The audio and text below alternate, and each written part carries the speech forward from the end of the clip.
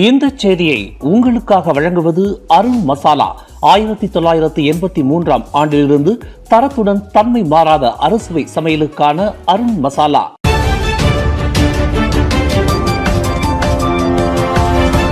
வணக்கம். திசைகளின் ஒரு மணி செய்திகள். மலேசியாவின் எரிசக்தி பாதுகாப்பை உறுதி செய்யும் அன்வாரின் ரஷ்ய பயணம். அதிபர் புதினுடன் இருதரப்பு பேச்சுவார்த்தை.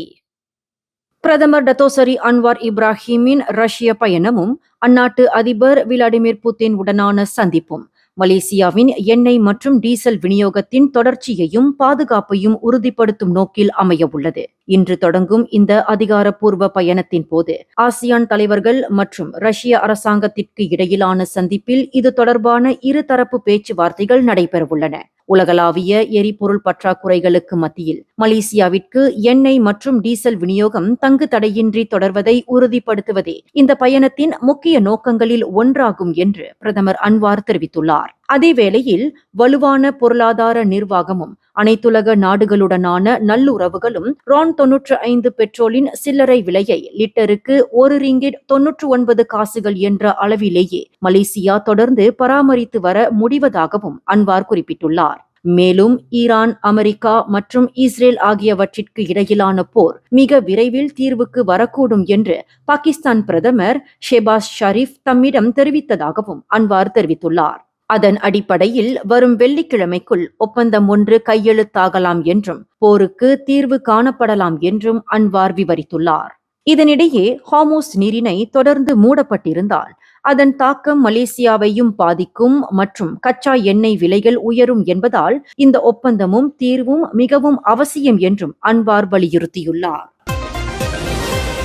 கடந்த ஆண்டு நடந்த தைப்பிங் சிறைச்சாலை கலவரம் தொடர்பான விசாரணையை தொடர்ந்து மலேசிய சிறைத்துறையை சேர்ந்த அதிகாரி ஒருவர் மீது குற்றவியல் சட்டம் பிரிவு 304B இன் கீழ் குற்றச்சாட்டு பதிவு செய்யப்பட்டுள்ளதாக சிறைத்துறை அறிவித்துள்ளது. அத்துடன் மேலும் 5 சிறைத்துறை பணியாளர்கள் உள்துறை ஒழுங்கு நடவடிக்கையை தற்போது எதிர்கொண்டு வருகின்றனர் என்றும் நேற்று திங்கட்கிழமை வெளியிட்ட அறிக்கையில் குறிப்பிட்டுள்ளது. இந்த நடவடிக்கையானது சிறைத்துறையின் பொறுப்பு, நேர்மை மற்றும் சட்டத்தின் உயரிய நிலையை நிலைநிறுத்துவதில் தங்களது உறுதிப்பாட்டை பிரதிபலிக்கிறது என்றும் சிறைச்சாலை நிர்வாகம் தெரிவித்துள்ளது.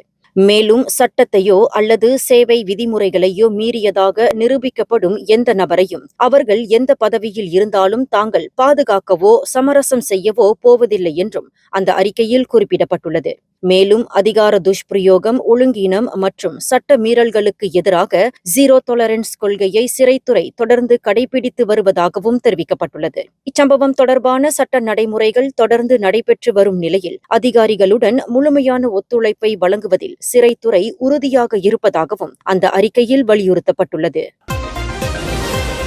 கோலாலம்பூர் மாநகரில் கடந்த 44 ஆண்டுகளாக தீர்வு காணப்படாமல் இழுபறி நிலையில் இருந்து வந்த புக்கிட் கியாரா ரூமா பஞ்சாங் குடியிருப்பாளர்களின் வீட்டு பிரச்சினைக்கு பிரதமர் டத்தோஸ்ரீ அன்வார் இப்ராஹிமின் துரித நடவடிக்கையின் மூலம் முற்றுப்புள்ளி வைக்கப்பட்டிருப்பதை மனிதவள அமைச்சர் டத்தோஸ்ரீ ரமணன் ராமகிருஷ்ணன் வெகுவாக பாராட்டியுள்ளார்.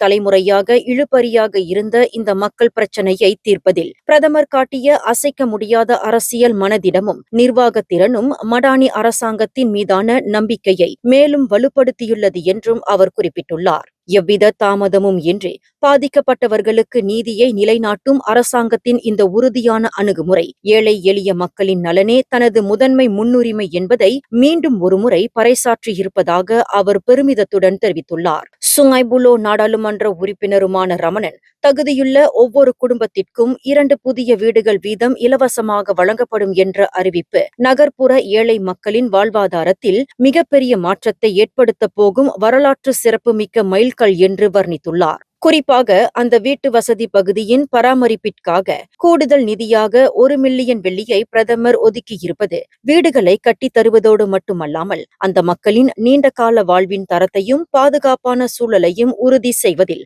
அரசாங்கம் கொண்டுள்ள தீர்க்க தரிசனமான அக்கறையை பிரதிபலிக்கிறது என்று அவர் புகழ்ந்துரைத்தார். இந்த வெற்றி அரசாங்கத்தின் வாக்குறுதிகள் வெறும் வெற்றி அரசியல் முழக்கங்களாக இல்லாமல் மக்களின் கண்ணீரை துடைக்கும் செயல் வடிவமாக மாறியுள்ளதற்கு மிக சிறந்த சான்று என்றும் அவர் குறிப்பிட்டுள்ளார். இந்த மாபெரும் முன்னெடுப்பை சிறப்பாக செயல்படுத்திய கூட்டரசு பிரதேச அமைச்சர் ஹனாயோ மற்றும் கோலாலம்பூர் மாநகராட்சி மேயர் டத்தோசரி ஃபட்லுன் மாக் உஜுட் உள்ளிட்ட அனைத்து தரப்பினருக்கும் தனது மனமார்ந்த நன்றியை தெரிவித்துக் கொண்ட ரமணன், பிரதமர் அன்வார் இப்ராஹிமின் தலைமையிலான அரசாங்கம் ஒவ்வொரு கொள்கை முடிவிலும் மக்கள் நலனையே உயிர் மூச்சாக கொண்டு செயல்படுகிறது என்பதை இச்சம்பவம் உலகிற்கு உணர்த்தியிருப்பதாக திட்டவட்டமாக தெரிவித்துள்ளார். பரிகத்தான் நேஷனல் கூட்டணியில் இருந்து பெர்சத்து கட்சியை யாராலும் விருப்பப்படி வெளியேற்ற முடியாது என்று பெர்சத்து கட்சியின் தலைவர் தான் ஸ்ரீ முஹிடின் யாசீனின் முன்னாள் உதவியாளர் மர்சூக்கி முகமட் தெரிவித்துள்ளார். வேட்பாளர் நியமன கடிதங்களை வழங்கும் முழுமையான அதிகாரம் கூட்டணி தலைவருக்கு இல்லை என்பதையும் அவர் சுட்டிக்காட்டியுள்ளார். மேலும் பரிகத்தான் நேஷனல் அரசியல் அமைப்பு பிரிவு 7A படி கூட்டணியில் உள்ள உறுப்பு கட்சிகளுக்கு எதிரான எந்த ஒழுங்கு நடவடிக்கையும் கூட்டணியின் தலைவர்கள் மன்றத்தின் ஒருமித்த ஒப்புதலுடன் மட்டுமே எடுக்கப்பட வேண்டும் என்றும் மர்சூக்கி முகமட் குறிப்பிட்டுள்ளார். அதேவேளையில் இதுபோன்ற விவகாரங்களில் இறுதி முடிவை எடுக்கும் அதிகாரம் அந்த தலைவர்கள் மன்றத்திற்கே இருப்பதாகவும் அவர் விளக்கமளித்துள்ளார். எடுக்கப்படும் முடிவுகளில் தலைவர்களில் ஒருவர் உடன்படவில்லை என்றாலும் எந்த நடவடிக்கையும் எடுக்க முடியாது என்றும் மர்சூக்கி முகமட் தமது முகநூல் பதிவில் குறிப்பிட்டுள்ளார். பஹாங் மாநிலம் பெக்கானில் போலி மருத்துவ விடுப்பு சான்றிதழ்கள் விற்பனை செய்யப்பட்டதாக கூறப்படும் வழக்கில் பெண் உட்பட 3 கைது செய்யப்பட்டுள்ளனர்.